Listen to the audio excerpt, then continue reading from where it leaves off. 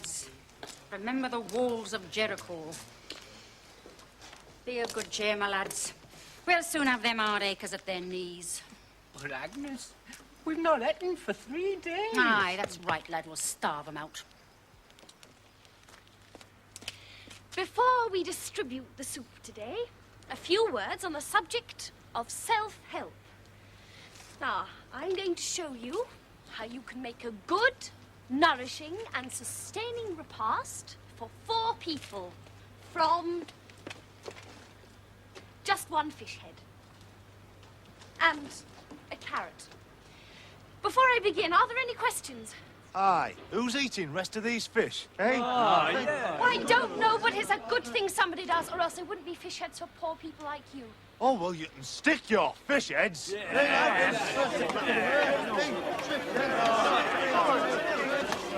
Come with me, Miss Hardacre. I fear this crowd may turn ugly. I beg you! It's you! Quickly now. Oh, where are you taking me? The one place they won't follow us. You mean? Yes. The back of the queue. We're safe here as long as the soup's at the front. Matthew, where have you been all these weeks?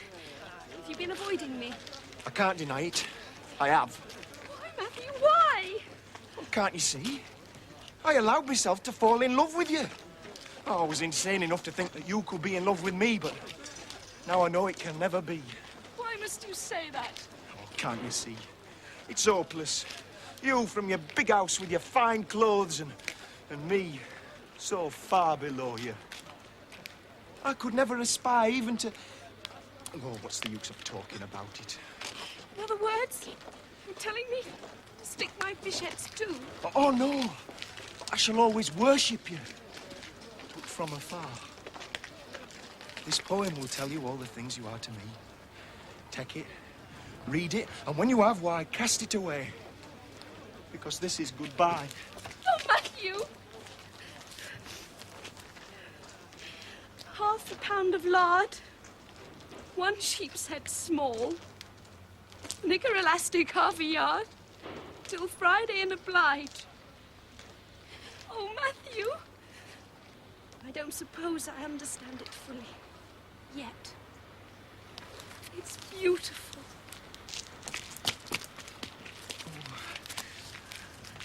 Sorry. It's this woman, I tell you, this firebrand they're calling Red Agnes. She has set the torch to a conflagration that could engulf us all. Is your nerve failing you, son? But I'll be ruined, don't you see? I signed a personal bill of indemnity with Von Grops. The money I've spent on your education and you signed your real name. I had to. It was the only way I could get the contract. If I fail to supply, they can break me. You should have thought of that when you were scheming to supplant me. Let him break me. Father, I'm your own flesh and blood. You won't see me starving in the gutter. No, son. I shall look the other way. Father, I'll give you back the formula. I'll hand over my shares, anything. But help me, Help me end this strike. What makes you think I can do that? I don't know. I don't know anything anymore. And yet I do know this. These people are only puppets. Some fiendish mastermind has got his fingers up their glove. If I get the men back, you'll hand over the formula. Yes. You sign your shares over to me? Yes. Then you've got a deal. If you can convince me that that formula really works. Oh, but we know it works, Father. It killed all those men in the explosion. Austin, those men were killed on our time. And in our overalls. Some of them completely ruined. What we want is an explosive that only works when it's intended to. Very well, Father. I'll set the men on for more tests.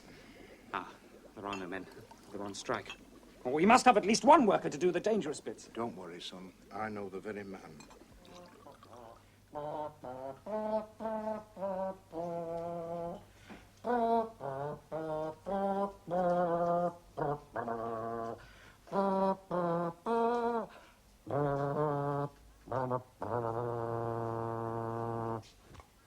And now, for a request from Mrs. Purvis, whose husband is in Ward 2. She asked for Rimsky-Korsakov's Flight of the Bumblebee. Oh, I'm sorry, Mrs. Purvis, we do not have that particular platter at this moment in time. But, seeing as how you like the classical numbers, how's about On Mother Kelly's Doorstep?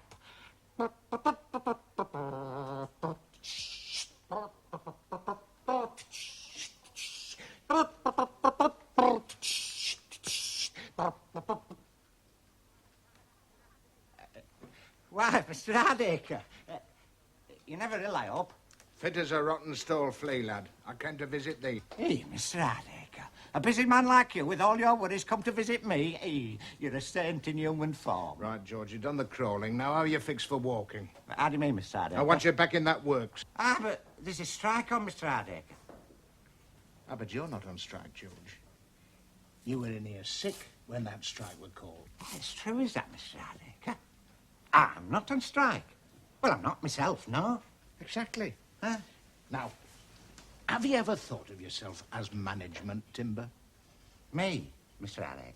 How about acting head of our explosives research department? Hey, that's a long way up from where I am now. That's right, George. You'd be going in over everyone's head. Who knows where you'd finish up? Yeah, but when did you want me to start, Mr. Hardacre? Because I'm a bit bad on my legs. Little present for you.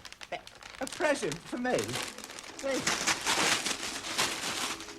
Right. As an acting executive of mine, you're entitled to a company crutch. Hey, Mr. Hardacre. As you can see, I want you back on the job right away.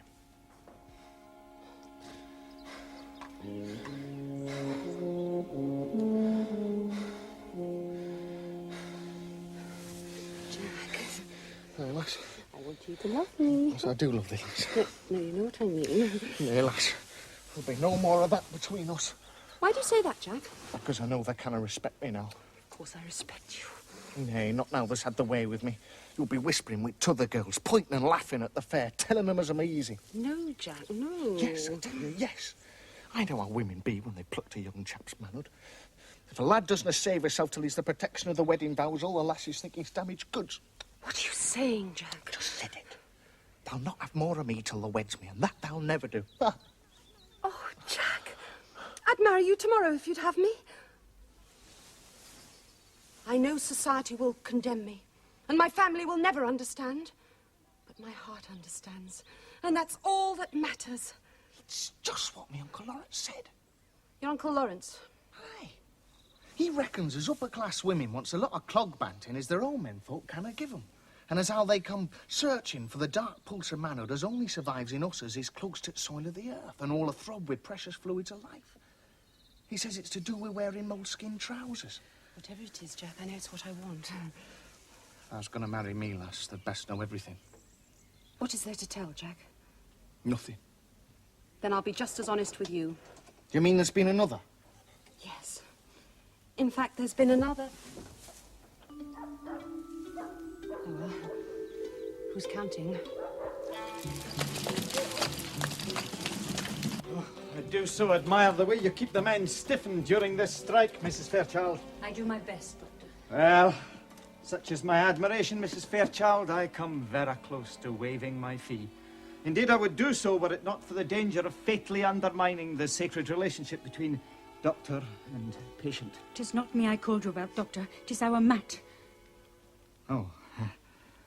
What seems to be the trouble, Mrs. Fairchild? I know he's reached a difficult age. I don't know what to make of it, Doctor. He comes home every night in a strange condition. Ah. His way homeward takes him by the doors of the Jolly Cripple, I do believe. Nay, strong drink has never pussed his lips. No, no. When he comes in, his hands are moist, and his face and his hair is a greenish colour, and... Oh, I think I hear the lad coming now.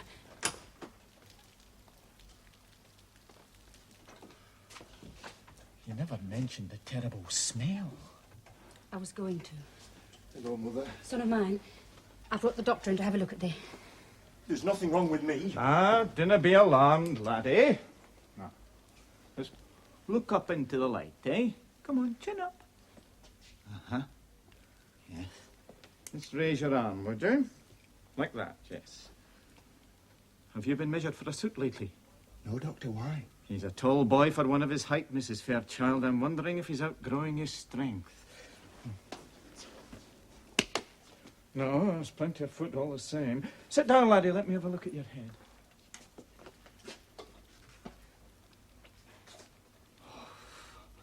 There's a dreadful effluvia rising from you. Have you ever thought of making moderate use of toilet water?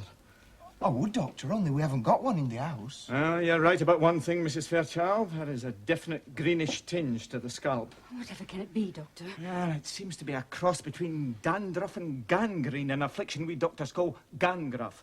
The Americans, I believe, call it dandrine. Is it serious? It's none of these things, Mother. I've been hiding the truth from you. Nay, lad, that's never been deceiving me. I was so ashamed, Mother, I've had to wash myself on the way home. Yes, wash myself in the foul, stinking waters of the Utterly Canal. Wash? But that's a clean job, Matt, a job with a stool. No, I haven't, Mother. That's what I've been hiding. It was the day the strike started. They came into the office and they dragged me out.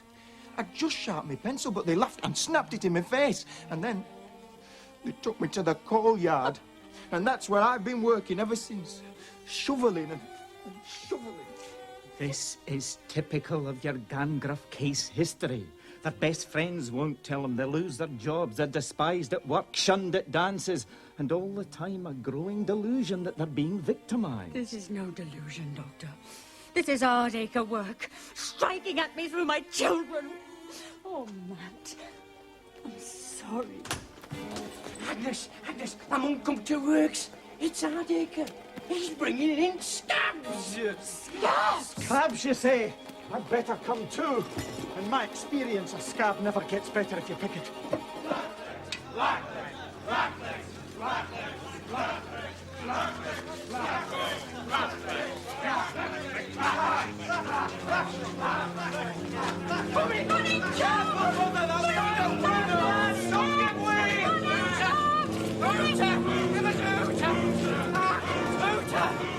Hey, that's Bradley Hardacre. What's that, Mother? Why, it's... What is your... You want to marry a miner, but they're all Negroes. No, Mother, that's the coal dust. Well, underneath their skin is as white as ours.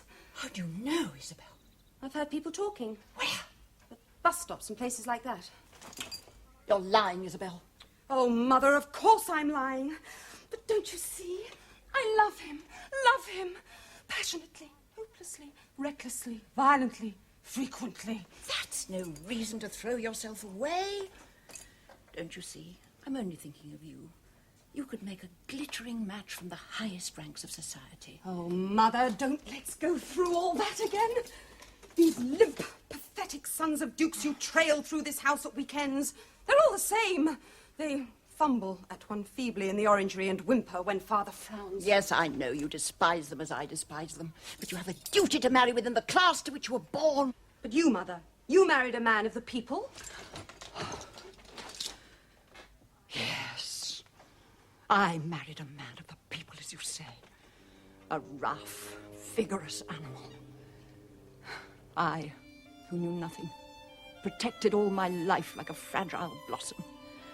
Oh, think of it, Isabel, the dreadful shock that lay in store for me. Mere minutes after the wedding ceremony, and the most sensitive inner core of my being was bruised beyond repair. Imagine.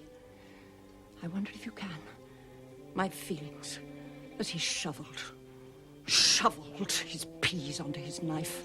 The way he fanned his soup with his ill-fitting, rented opera hat. Oh, I tell you, Isabel, he used to pour his tea into his saucer and dash it down in great slurps. Oh, Mummy. Mummy, how horrid for you. Yes, my darling. That's what I want to save you from. Now, you pour ingredient A from that test tube there into the SPD compound there. Right-o, Mr. Hardacre. Not yet. Once you mix those two together, you've a highly unstable solution.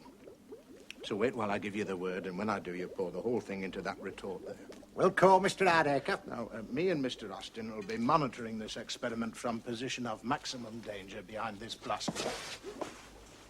Right, George, get on with it.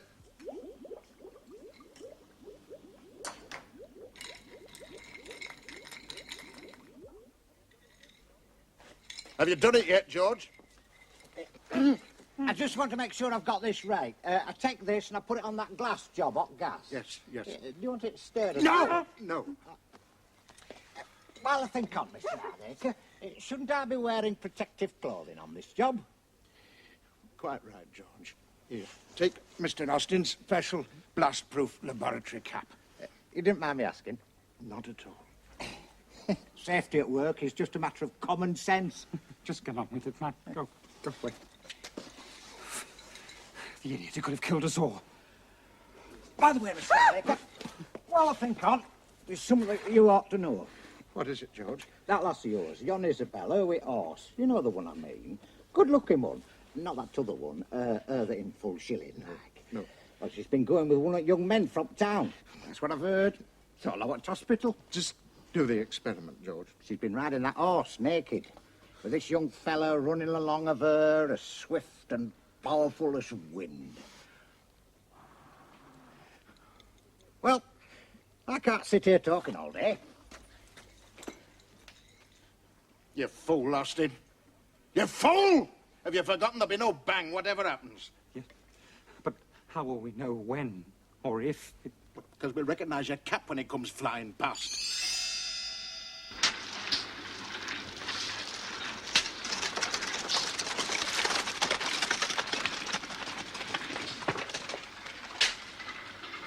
There he is. Oh, I should never have listened to you. You were just jealous. I would never have had him moved to the coal yard, but you made me do it. You wicked bear!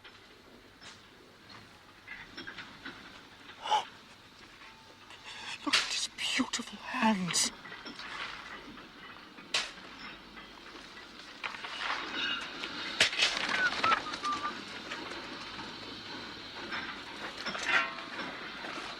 Why is it? Can it be? It is Matthew Fairchild. But whatever are you doing here with all that filthy black stuff? This is my job now. Shoveling and shoveling. But you were in the office. You had your own stool. Suppose I didn't give satisfaction. How dreadful of you. You must hate it. Oh, Mr. Morris. Everything's gone so wrong. No, Matt. I've noticed that things often do when chaps become entangled with women. Yeah, that's very perceptive of you, Mr. Morris. There was a woman. But I'll tell you this. There can never be another woman in my life. Well, there you are, then. Things are looking up already. I'm thinking of emigrating, Mr. Morris. Oh, no, Matt, no! Cambridge. It's the antidote to heartaches over silly women. I still want you to come, you know. Do you really, Mr. Morris? Yes, Matt, yes. You'd meet my chums. Kim and Guy and Donald. I just know that they'd love you. But just look at these hands. Who'd take me for a poet now? I'd take you, Matt. You know, I do have some influence. I wonder if I can get you out of here. I must say, I'd be grateful. How grateful. Have you done it yet, George? I don't think it's worked proper, Mr. Hardacre. It's just come up suds, Mr. Hardacre. It doesn't work. It's a failure. This spells ruin. I believe I've followed some, Mr. Hardacre. Is it harmful at all? Who cares about you? I'm a ruined man. Von Graps will call in my bill. I'll be finished. Pull yourself together, Austin. Take your medicine like a man. I can't understand why we didn't get an explosion. According to the formula, there must be an explosion. What is it, Austin? We did get an explosion. In fact, millions and millions of tiny explosions. What's up, Mr. Hardacre? Austin's cap. Well, it's gone white. Oh, it's just where them suds went on it. And your cuffs. Look at them. White. That's white I've never seen before. A strange blue white. Unbelievable. It's like dynamite in every tiny sud. It's astounding. It's an amazing new whiteness. It's dazzling white. And if I'm not mistaken, these suds are kind to hands. Tra-la-la-la-la-la-la-la-la. Hey, you know, I did so slow when I swallowed that mixture, but it's done me a power of good. Hey! You know what we've got here, Father? A new super soap powder. It's much more than that, Austin. It's a boon to sore throat sufferers everywhere. We'll market this as, let me see. Dinosoap? No. Nurse Bradley's nighttime linctus? No. Blasto, blinder flasher? No. Bradley's beneficial balsam explodes as it soothes as it cleans. My word, I've never felt the tube so powerful.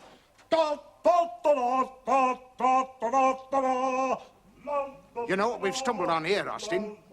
Opera soap.